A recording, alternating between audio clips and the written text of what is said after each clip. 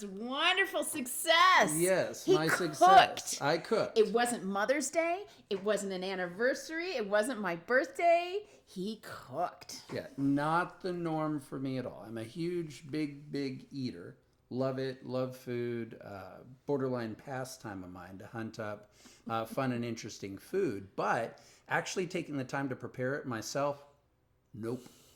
The idea is sitting there hungry, staring at what I want to eat, and just being like, I get to wait how much longer? Oh, another hour and a half before I can enjoy what I'm staring at. Typically is unbearable, not even worth it. Taco Bell, here I come, if that's what I'm left to. I don't even think I can eat Taco Bell anymore. I think that's only young person food. I think so. I think you've been spoiled. Yeah. But regardless, I took a stab at actually cooking a meal. You did more than a stab. Well, You succeeded. I think this is the point, and I think the benefit of this segment is literally, I am a dummy when it comes to cooking. No practical skill set, no practical experience, no real exposure. It was just kind of like, well, let me try it so that at least any other guy that's out there that rarely does this, doesn't have any inclination towards it, doesn't even have an interest in it, which is kind of my position. Can I make something that's edible, first off? And then secondarily, maybe it's even enjoyable, so that on those rare occasions where you feel like you want to do something special, if an idiot like me, when it comes to cooking, can do it, maybe it's worth giving it a shot. So I worked it up. We did a video on this, and at least from what I can tell, I think it was actually a success. I'll give my own commentary afterwards, but I think we need to get to this video just to give you a sense of what we were dealing with here. So what I have here is beef tenderloin. Whole point of what I'm trying to do is just find some good meat, flavor it, cook it, and make a meal from scratch that, you know, for somebody that doesn't cook, it still shows that you're serious, that you're trying to do something special, unique, interesting. And my whole point is, ideally, this will taste good. So by having a beef tenderloin here, obviously I think you're off to a great start because of the fact that it's going to be good meat. Just so that you have a sense of what I got here, I got just some pepper, I got some pink Himalayan salt, and then I've got a little mixture here of thyme, onion powder, and garlic powder. And what I'm going to end up doing after I pull this out and drain it is use some avocado oil, because it has a high burn temperature, to smother it in so that the various seasonings go ahead and hold to the beef. I'll end up tying this, and then we'll go ahead and get it cooked. But I'm going to try to get some of this fat off of it. And if you're a guy that cooks, probably look at me like I'm nuts here, but I am legitimately a guy who never ever cooks. Don't presume to know anything about how you should be doing meat one way or another. But I think that's the whole point here of doing this, is just ensuring that I'm able to show a guy who's not a regular cook that it's not impossible to make a good meal. So some of the fat we can leave because it ensures that the meat has good flavor to it and it absorbs a lot of the seasoning, but at least there aren't any big chunks of fat that, you know, just turn into gristle in your mouth or something that kind of detracts from the overall enjoyment of what you have here.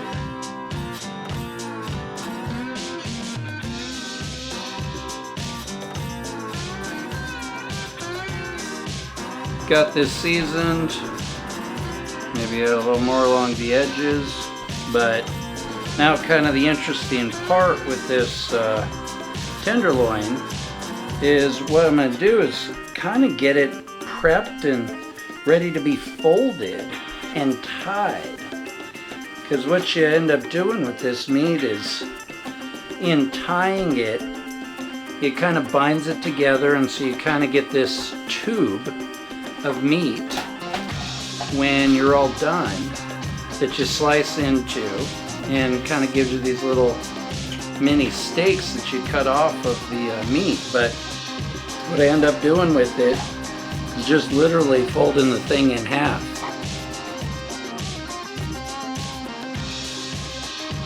So what we are going to do with this tenderloin, before we put it in the oven, and I've got the stove preheating right now to 425, we're going to sear it to kind of lock in the exterior, if you will, so that the flavor stays inside while it's cooking. So I'll sear it here, but then once it gets put in, I'll actually monitor this until it gets to 125 degrees on the inside of the meat, and I'll put a little thermometer into it.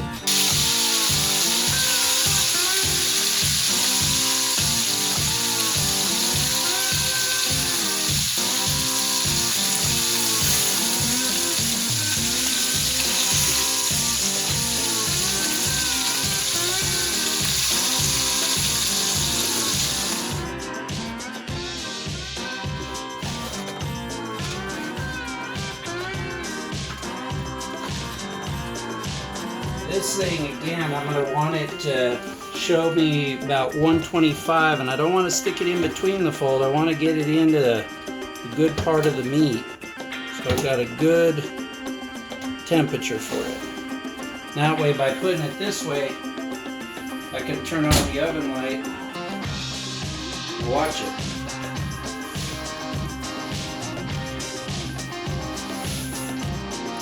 So at this point, while the meat is cooking in the oven, so what I've got here, I've got these little baby portobellos. I'm just going to slice them up, and part of my goal is to use the oil that I seared the meat in as a way to cook then the mushrooms, and also I can use a little bit of those leftovers then for a sauce. So I've got everything pulled together now. Chopped up shiitake, they came this way.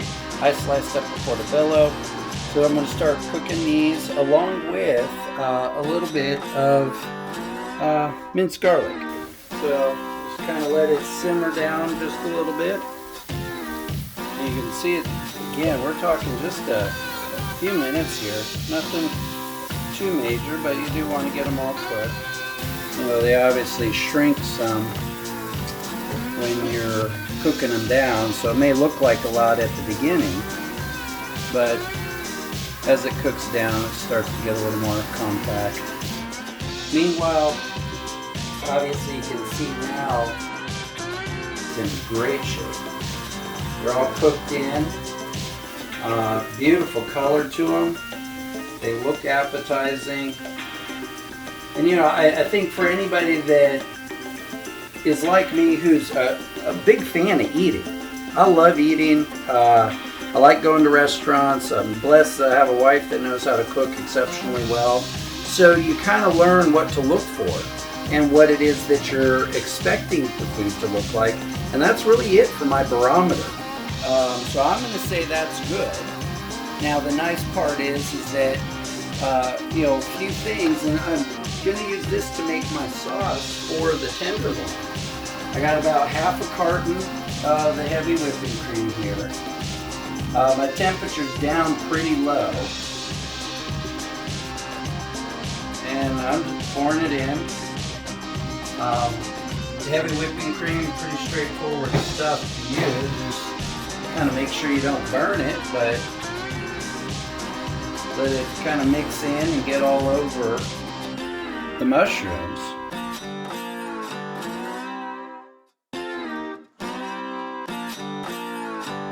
And what I'm looking to do next is I've got some shredded cheese, smoked Gouda.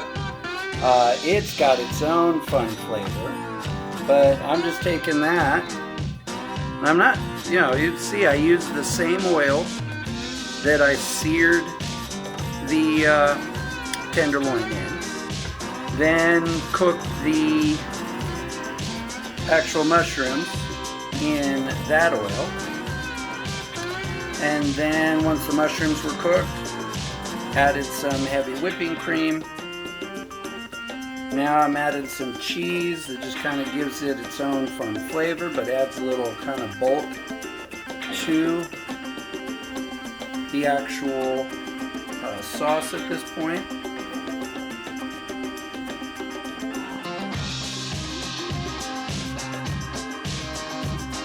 I'm going to add a little salt.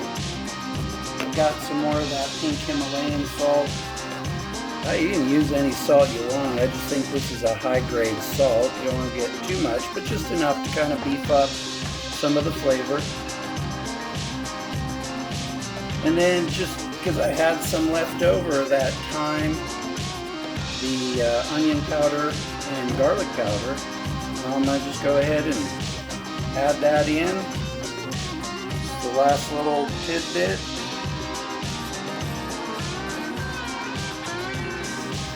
So we're not talking about maybe about another minute or so, and you can see the sauce is simmered. I'm going to call it there with the sauce. So while the meat is cooking, I'm going to start to prepare the asparagus. That's going to be my side. So we've got the sauce done.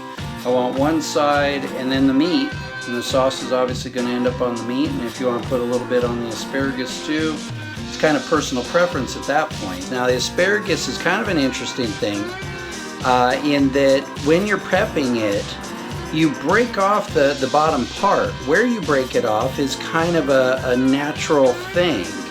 I'm going to just simply bend it, and wherever it breaks naturally, we're going to say that's the part you don't want, this is the part you want to keep.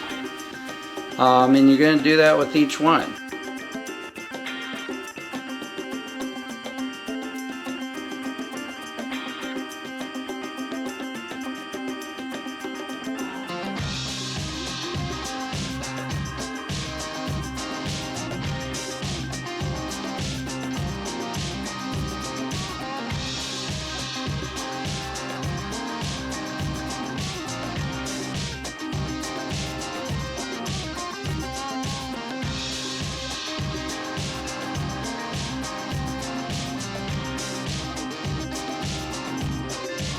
So meat, I just pulled it from the oven over here to be sliced into. So you're going to see right along with me what this looks like. I'm not presuming to know what to expect.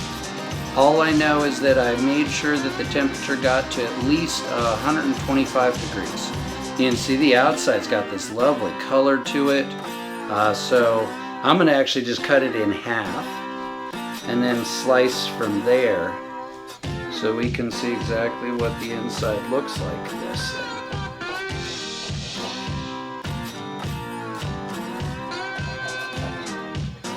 Look at that. Pretty. Pretty, pretty, pretty. Still have the pink of the interior, so it's nice and tender still. Some good color around the edge, and then this outside helps to lock in flavor. I'm going to slice this up, put some on the plate, put the sauce that I created and the asparagus, and tell the family that they can come eat.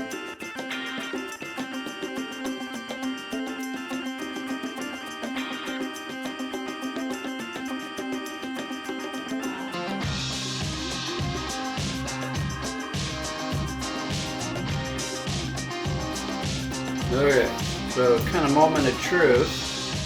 I want to cut into the middle, get some of this tender meat. See if this is edible.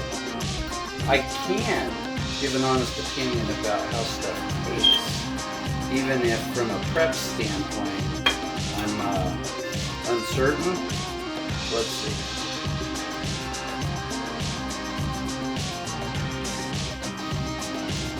Very, very interesting.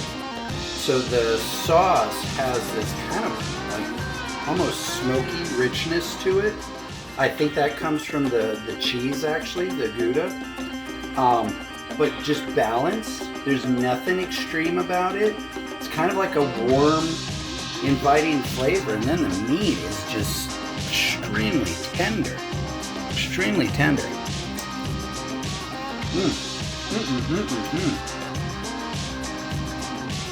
getting a little piece of the exterior there. That crisp part, great flavor. It doesn't taste burnt or anything of the sort.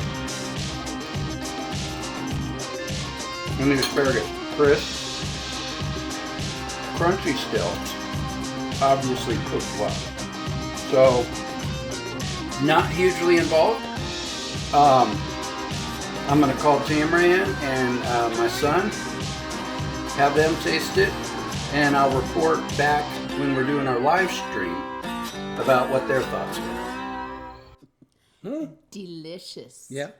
Delicious. He did a great job. The meat was fantastic. The mushroom sauce was amazing. The smoked Gouda was a stroke of genius. And the asparagus, he nailed it. Nailed it. 4 minutes in, out, and it was perfect every time. I guess from my standpoint, it was actually delicious. I would be critical.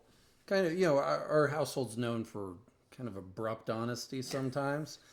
So if it did not taste good, I'd tell you in 2 seconds. It was legitimately really tasty. Yeah. And the nice part is, I think we ate off of it the next weekend. 3-4 days. Breakfast, lunch, sandwiches, dinner. So for a convenience standpoint, it kind of paid dividends that I wasn't expecting. So it took a little time to prepare on the front end, but the ability to have multiple meals off of it, you could add some eggs with it in the morning, put it in a sandwich for lunch. So it was great. It was great. Yeah. So it was worth it. The meat, tenderloin for someone who's a big meat eater, so phenomenally tender and delicious, and the way it retains its flavor. Mm-hmm. And it's kind of nice. Some meat, the longer it sits after you cook it, kind of dries out. Not so with the tenderloin. Mm-hmm. It actually maintained its body, if you will, and its flavor, even many days later. So I think it's worthwhile to experiment every now and again. Not some new normal that I want to try to have expectations built around. When we were talking about show ideas, I'm like, what do you think about you cooking for a show idea? Well, yeah. I'm thinking, oh, yes. Yes. So the things and it only took 20 years. The things we do for people's amusement, I guess. So what's next? What are you going to cook next? I don't know. The meat's always an easy go-to for me. I'm a big meat eater, enjoy it. But I don't know, it might be fun to get outside of like a comfort zone. Maybe look at a fish, a salmon. Sure. I'm big on the proteins. So, I would probably be thinking along those lines, maybe experiment with fish, grilling it, or I don't know, something. I'm just throwing out some ideas. If you have any ideas, obviously, feel free to give us a message on that, and I'm happy to experiment. Send messages, please. Send messages, lots of them. We'll make him do every single one. Yeah, my only quip, and this is pure vanity, something about how our camera videoed. Oh, I don't have a beer gut. I don't know where that is. But man, you look at that video. Stand up. Throw your shoulders back, dude. Something's not coming off right. I just look like some monster. It's like, yeah, you eat, buddy. So enough with the cooking. Guys, if you're not a big cooker, it's wholly doable. Not a huge challenge. Actually went easier than I'd expected. And I think by cooking something that already interests you and in essence doing a food that you like already, it kind of makes it easier because at least you know what to look for. You kind of have a sense, okay, this is, medium well. I like this. I know how crispy it's supposed to get. I can tell what burnt meat looks like. So even though I don't have a lot of background per se in cooking, being a big eater and cooking something that I enjoy made it easier because I had a sense of what I was going for. So doable, worthwhile, and our son enjoyed it. Very much. Tamara enjoyed it. I enjoyed it repeatedly, and one meal fed us for subsequent days, which is super convenient and helps take the edge off the fact that I had to stare at that for so long. So.